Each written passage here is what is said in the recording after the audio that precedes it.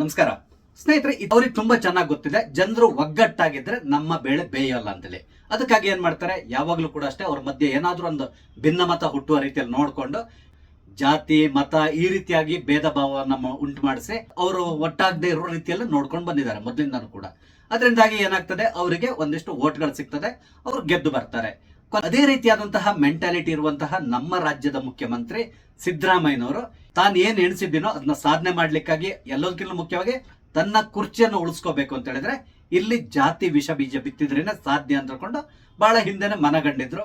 ಅದಕ್ಕೆ ಸಂಬಂಧಪಟ್ಟಂತೆ ಈಗ ಈ ಜಾತಿ ಗಣತಿ ಅಥವಾ ಅವರೇ ಹೇಳ್ತಾ ಇದ್ದಾಗ ಸಾಮಾಜಿಕ ಶೈಕ್ಷಣಿಕ ಆರ್ಥಿಕ ಸಮೀಕ್ಷೆ ಅಂತೇಳಿ ಹೇಳ್ತಾರಲ್ಲ, ಇದನ್ನ ಇಟ್ಕೊಂಡು ತನ್ನ ಸ್ಥಾನವನ್ನ ಭದ್ರಪಡಿಸ್ಕೊಳ್ಳಿಕ್ಕೆ ಏನೆಲ್ಲ ಬೇಕೋ ಎಲ್ಲಾ ರೀತಿಯಾದಂತಹ ಪ್ರಯತ್ನವನ್ನ ಮಾಡ್ತಾ ಇದ್ದಾರೆ.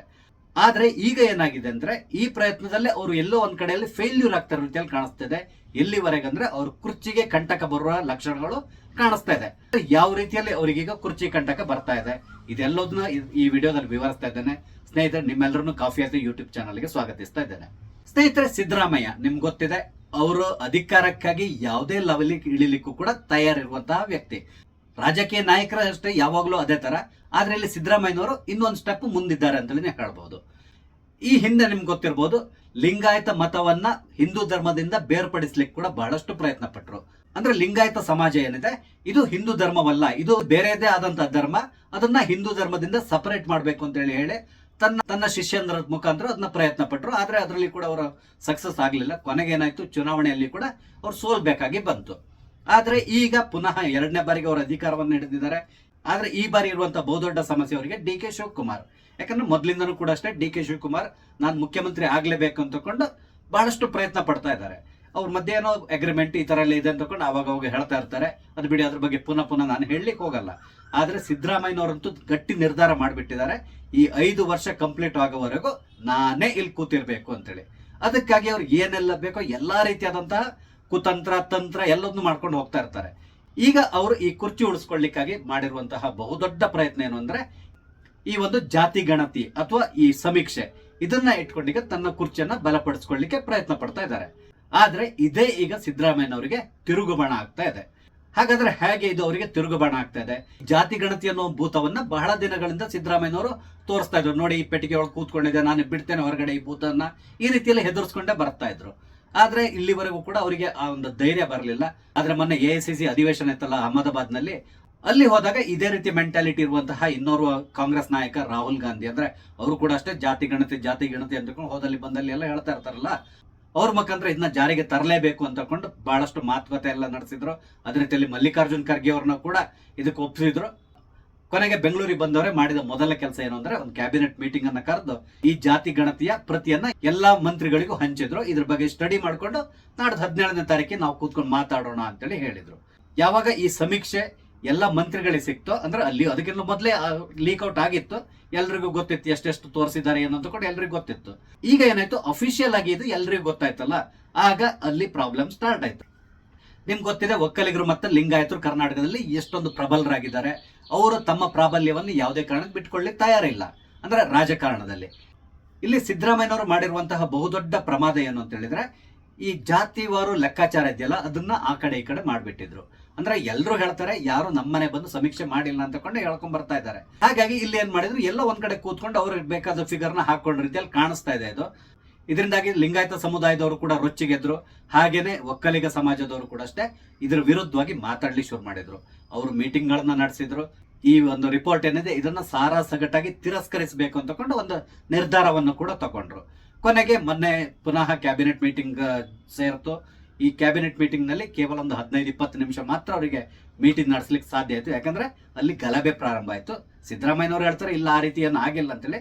ಆದ್ರೆ ಅಲ್ಲಿ ಏನೆಲ್ಲ ನಡೆದಿದೆ ಅನ್ನೋದು ತಕ್ಷಣ ಹೊರಗಡೆ ಬಂದಿದೆ, ಎಲ್ರಿಗೂ ಗೊತ್ತಿದೆ. ಈಗ ಏನಾಗಿದೆ, ಈ ಜಾತಿ ಗಣತಿಯ ರಿಪೋರ್ಟ್ ಏನಿದೆ ಅದು ದೆಹಲಿಯ ಅಂಗಳಕ್ಕೆ ತಲುಪಿದೆಯಂತೆ. ಅಂದ್ರೆ ರಾಹುಲ್ ಗಾಂಧಿ ಅವರು ಇದ್ರ ಬಗ್ಗೆ ನಿರ್ಧಾರ ತಗೊಳ್ತಾರೆ ಅಂತಕೊಂಡು ಹೇಳ್ತಾ ಇದ್ದಾರೆ. ಅಂದ್ರೆ ಇದನ್ನ ಇಂಪ್ಲಿಮೆಂಟ್ ಮಾಡ್ಲೇಬೇಕು ಅಂತಕೊಂಡು ರಾಹುಲ್ ಗಾಂಧಿ ಮತ್ತೆ ಮಲ್ಲಿಕಾರ್ಜುನ್ ಖರ್ಗೆ ಅವರ ಮುಖಾಂತರ ಹೇಳಿಸುವ ಪ್ರಯತ್ನಕ್ಕೆ ಸಿದ್ದರಾಮಯ್ಯನವರು ಕೈ ಹಾಕಿದ್ದಾರೆ. ಇಲ್ಲಿರುವಂತಹ ಬಹುದೊಡ್ಡ ಸಮಸ್ಯೆ ಏನು ಅಂತ ಹೇಳಿದ್ರೆ ಡಿ ಕೆ ಶಿವಕುಮಾರ್ ಸಾರಾಸಗಟಾಗಿ ಈ ರಿಪೋರ್ಟ್ ಅನ್ನ ವಿರೋಧಿಸಿದ್ದಾರೆ. ಈ ಮೀಸಲಾತಿ ವಿಷಯದಲ್ಲಿ ಬಹಳಷ್ಟು ಬದಲಾವಣೆಗಳನ್ನ ಈ ರಿಪೋರ್ಟ್ ನಲ್ಲಿ ತೋರಿಸಿದ್ದಾರೆ. ಅವರು ಇದನ್ನ ನಾನು ಒಪ್ಕೊಳ್ಳಲ್ಲ ಅಂತ ಹೇಳ್ಕೊಂಡು ಹೇಳಿದ್ದಾರೆ. ಯಾಕಂದ್ರೆ ರಾತ್ರಿ ಸಡನ್ ಆಗಿ ಎಲ್ಲದನ್ನು ಬದಲಾವಣೆ ಮಾಡಿದ್ರೆ ಅದು ಆ ಸಮುದಾಯದ ಮೇಲೆ ಬಹುದೊಡ್ಡದಂತ ಎಫೆಕ್ಟ್ ಆಗ್ತದೆ. ಆದ್ರಿಂದಾಗಿ ನಾನು ಇದನ್ನ ಒಪ್ಪಲ್ಲ ಅಂತ ತಗೊಂಡು ಅವರು ನೇರವಾಗಿ ಹೇಳ್ಬಿಟ್ಟಿದ್ದಾರೆ. ಈಗ ಸಿದ್ದರಾಮಯ್ಯನವ್ರಿಗೆ ಏನಾಗಿದೆ, ಒಂದು ಕಡೆ ಲಿಂಗಾಯತ ಮುಖಂಡರನ್ನು ಕೂಡ ಒಪ್ಪಿಸಬೇಕಾಗಿದೆ, ಅದೇ ರೀತಿಯಲ್ಲಿ ಡಿ.ಕೆ. ಶಿವಕುಮಾರ್ ಅವ್ರನ್ನ ಕೂಡ ಒಪ್ಪಿಸಬೇಕಾಗಿ ಬಂದಿದೆ. ಇಲ್ಲಿ ಡಿ.ಕೆ. ಶಿವಕುಮಾರ್ ಅವರು ಒಂದ್ ವೇಳೆ ಸಿದ್ದರಾಮಯ್ಯನವರ ಮಾತಿಗೆ ಕಟ್ಟು ಬಿದ್ದು ಆಯ್ತು ಅಂತೇಳಿ ಹೇಳಿದ್ರೆ, ಮುಂದಿನ ದಿನಗಳಲ್ಲಿ ಡಿ.ಕೆ. ಶಿವಕುಮಾರ್ ಅವರು ತಾನು ಅವರು ಒಕ್ಕಲಿಗ ಮುಖಂಡ ಆಗ್ಬೇಕು ಅಂತ ಹೊರಟಿದಾರಲ್ಲ, ಈ ಪ್ರಯತ್ನದಲ್ಲಿ ಅವರು ಖಂಡಿತವಾಗಿ ಫೇಲ್ಯೂರ್ ಆಗ್ತಾರೆ. ಆದ್ರಿಂದಾಗಿ ಡಿ.ಕೆ. ಶಿವಕುಮಾರ್ ಅವರು ಸರ್ಕಾರ ಬಿದ್ದು ಹೋದ್ರೂ ಅಡ್ಡಿಲ್ಲ, ನಾನು ಮಾತ್ರ ಒಕ್ಕಲಿಗ ಮುಖಂಡನಾಗಿ ಉಳಿಬೇಕು ಅನ್ನೋ ನಿರ್ಧಾರಕ್ಕೆ ಬಂದ ರೀತಿಯಲ್ಲಿ ಕಾಣಿಸ್ತಾ ಇದೆ. ಅಂದ್ರೆ ಅವ್ರು ಎಲ್ಲೂ ಓಪನ್ ಆಗಿ ಹೇಳ್ಕೊಂತ ಇಲ್ಲ, ಆದ್ರೆ ಗೊತ್ತಾಗ್ತದೆ. ಅದೇ ರೀತಿಯಲ್ಲಿ ಲಿಂಗಾಯತ ಮುಖಂಡರುಗಳು ಕೂಡ ಅಷ್ಟೇ ಶಾಮನೂರು ಶಿವಶಂಕರಪ್ಪನವರ ನೇತೃತ್ವದಲ್ಲಿ ಹೋರಾಟವನ್ನ ಮಾಡ್ತಾ ಇದ್ದಾರೆ. ಅಂದ್ರೆ ಯಾವುದೇ ಕಾರಣಕ್ಕೆ ನಾವು ಈ ಒಂದು ಸಮೀಕ್ಷೆಯನ್ನ ನಾವು ಒಪ್ಪಲ್ಲ ಅಂತೇಳಿ ಹೇಳ್ತಾ ಇದ್ದಾರೆ. ಪುನಃ ಸಮೀಕ್ಷೆ ಮಾಡಿ ಪ್ರತಿಯೊಬ್ಬರ ಮನೆಗೆ ಹೋಗಿ ನೀವು ಸಮೀಕ್ಷೆಯನ್ನು ಮಾಡಿದ್ರು ಓಕೆ ಅಂತ ಹೇಳಿದ್ದಾರೆ. ಅದು ಬಿಟ್ಟು ಇದನ್ನು ನಾವು ಯಾವುದೇ ಕಾರಣಕ್ಕೂ ಒಪ್ಪಲ್ಲ ಅಂತೇಳಿ ಹೇಳ್ತಾ ಇದ್ದಾರೆ.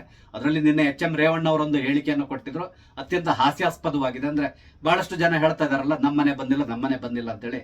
ಅದಕ್ಕೆ ಅವ್ರು ಏನ್ ಹೇಳ್ತಾ ಇದ್ದಾರೆ ಅಂತ ಹೇಳಿದ್ರೆ, ನಾಯಿಗಳಿರುವ ಮನೆಗೆ ಇವ್ರು ಹೋಗ್ಲಿಲ್ಲ, ಯಾಕಂದ್ರೆ ನಾಯಿಗಳು ಕಚ್ಚುತ್ತದೆ ಅಂತ ಹೋಗಿಲ್ಲ ಅಂತೇಳಿ ಹೇಳಿದ್ದಾರೆ.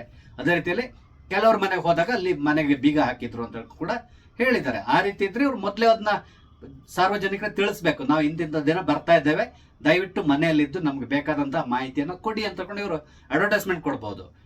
ಅನ್ನೆಸರಿ ಮುಖಪುಟದಲ್ಲಿ ದೊಡ್ಡ ದೊಡ್ಡ ಜಾಹೀರಾತುಗಳನ್ನ ಇವ್ರು ಕೊಡ್ತಾ ಇರ್ತಾರೆ ಬೇರೆ ಬೇರೆ ಕಾರ್ಯಕ್ರಮದ್ದು. ಅದ್ರ ಬದಲಿಗೆ ಇದನ್ನ ಕೊಟ್ಟಿದ್ರೆ ಆ ದಿನ ಅವ್ರ ಮನೆಯಲ್ಲಿ ಇದ್ದುಕೊಂಡು ಇವ್ರು ಬಂದಾಗ ಸಂಪೂರ್ಣವಾದಂತಹ ಮಾಹಿತಿಯನ್ನು ಕೊಡ್ತಾ ಇದ್ರೇನೋ. ಆದ್ರೆ ಆ ರೀತಿ ಮಾಡ್ಲಿಕ್ಕೆ ಹೋಗಿಲ್ಲ. ಅದಕ್ಕೆ ಬದಲಾಗಿ ಎಲ್ಲೋ ನಾವು ಹೋಗಿದ್ದೇವೆ, ಅವ್ರ ಮನೇಲಿ ಇರ್ಲಿಲ್ಲ, ಅವ್ರ ಮನೆ ಒಳಗೆ ಹೋಗ್ಲಿಕ್ಕಾಗಿಲ್ಲ, ನಾಯಿಗೆ ಹಾಕಿ ಕಟ್ಟಿದ್ರು, ಅವರು ನಾಯಿ ಸಾಕಿದ್ರು, ನಾಯಿ ನಮ್ ಕಚ್ಲಿಕ್ಕೆ ಬಂದು ಆಗ ವಾಪಸ್ ಬಂದೆ, ಈ ರೀತಿಯಾದಂತಹ ರೀಸನ್ಸ್ ನ ಹೇಳ್ತಾ ಇದ್ದಾರೆ. ಸಾಮಾನ್ಯವಾಗಿ ನಗರ ಪ್ರದೇಶಗಳಲ್ಲಿ ನಾಯಿಗಳು ಅಷ್ಟೊಂದು ಎಲ್ಲರ ಮನೆಯಲ್ಲಿ ಇರಲ್ಲ. ಆದ್ರೆ ನೀವು ಹಳ್ಳಿಗೆ ಹೋದ್ರೆ ಪ್ರತಿಯೊಬ್ಬರ ಮನೆಯಲ್ಲೂ ನಾಯಿ ಇದ್ದೇ ಇರ್ತದೆ. ಇವ್ರು ಹೇಳುವ ಲೆಕ್ಕ ನೋಡಿದ್ರೆ ಹಳ್ಳಿಗಳಲ್ಲಿ ಇವರು ಒಂದೇ ಒಂದು ಮನೆಗೆ ವಿಸಿಟ್ ಮಾಡೋ ರೀತಿಯಲ್ಲಿ ಕಾಣಿಸ್ತಾ ಇಲ್ಲ. ಅದೇನೇ ಇರಲಿ, ಈ ಜಾತಿ ರಿಪೋರ್ಟ್ ನ ಹಿಡ್ಕೊಂಡೀಗ ಸಿದ್ದರಾಮಯ್ಯನವರು ಏನೋ ಮಾಡ್ಲಿಕ್ಕೆ ಹೋಗಿ ಅವರೇ ಈಗ ಸಂಕಷ್ಟಕ್ಕೆ ಈಡಾಗಿದ್ದಾರೆ ಅನಿಸ್ತಾ ಇದೆ. ಕೆ. ಶಿವಕುಮಾರ್ ಅವರು ನೇರವಾಗಿ ಈಗ ಸಿದ್ದರಾಮಯ್ಯನವರ ಎದುರುಗಡೆ ತೊಡೆ ತಟ್ಟಿ ನಿಂತು ಬಿಟ್ಟಿದ್ದಾರೆ, ನಾನಾ ಇಲ್ಲ ನೀನಾ ಅನ್ನುವ ರೀತಿಯಲ್ಲಿ. ಆದ್ರೂ ಕೂಡ ಇಲ್ಲಿ ಸಿದ್ದರಾಮಯ್ಯನವರಿಗಿರುವಂತಹ ಬಹುದೊಡ್ಡ ವಿಶ್ವಾಸ ಏನು ಅಂತ ಹೇಳಿದ್ರೆ, ಅವರ ಜೊತೆಗಿರುವಂತಹ ಅಹಿಂದ ಗ್ರೂಪ್, ಅಂದ್ರೆ ಅಲ್ಪಸಂಖ್ಯಾತ, ಹಿಂದುಳಿದ ಮತ್ತು ದಲಿತ, ಇವರದ್ದೊಂದು ಗುಂಪಿದೆಯಲ್ಲ, ಇವರು ನನಗೆ ಸಂಪೂರ್ಣವಾಗಿ ಸಪೋರ್ಟ್ ಮಾಡ್ತಾರೆ, ಹಾಗಾಗಿ ನಾನಿಲ್ಲಿ ಸೇಫ್ ಅಂತೇಳಿ ಅವ್ರು ತಿಳ್ಕೊಂಡಿದ್ದಾರೆ. ಬಹುಶಃ ಮುಂದಿನ ದಿನಗಳಲ್ಲಿ ಇಲ್ಲಿ ಕರ್ನಾಟಕ ಕಾಂಗ್ರೆಸ್ ನಲ್ಲಿ ಕೂಡ ಈ ಒಂದು ಬಿರುಕೇನಿದೆ ಇದು ದೊಡ್ಡದಾಗ್ತಾ ಹೋಗೋ ಸಾಧ್ಯತೆಗಳಿದೆ. ಅಂದ್ರೆ ಅಹಿಂದ ಮತ್ತೆ ಉಳಿದವರು ಈ ರೀತಿಯಾಗಿ ಬಹುದೊಡ್ಡದಾದಂತ ಬಿರುಕು ಉಂಟಾಗುವ ಸಾಧ್ಯತೆ ಇದೆ. ಅದಕ್ಕೆ ಕಾರಣ ಸಿದ್ದರಾಮಯ್ಯನವರಾಗ್ತಾರೆ. ಆ ಮುಖಾಂತರ ಸದ್ಯದಲ್ಲೇ ಇಲ್ಲಿ ಸರ್ಕಾರ ಬಿದ್ದು ಹೋಗುವಂತ ಸಾಧ್ಯತೆಗಳು ತುಂಬಾ ನಿಚ್ಚಳವಾಗಿದೆ ಅನಿಸ್ತಾ ಇದೆ. ನೋಡೋಣ, ಯಾವುದಕ್ಕೂ ಇನ್ನು 1-2 ವಾರದೊಳಗಡೆ ಒಂದು ಸ್ಪಷ್ಟವಾದ ಚಿತ್ರಣ ಅಂತೂ ಕರ್ನಾಟಕದಲ್ಲಿ ಸಿಗ್ತದೆ. ಯಾವುದಕ್ಕೂ ನಾವು ಕಾದ್ ನೋಡ್ಬೇಕಾಗಿದೆ. ಸ್ನೇಹಿತರೆ, ನಾನು ಹಂಚ್ಕೊಂಡಂತ ವಿಷಯ ನಿಮ್ಗೆ ಇಷ್ಟ ಆದ್ರೆ ದಯವಿಟ್ಟು ಲೈಕ್ ಮಾಡಿ, ಶೇರ್ ಮಾಡಿ, ಹಾಗೆ ದಯವಿಟ್ಟು ನನ್ನ ಚಾನಲ್ ಸಬ್ಸ್ಕ್ರೈಬ್ ಮಾಡಿ. ನಮಸ್ತೆ, ಜೈ ಹಿಂದ್.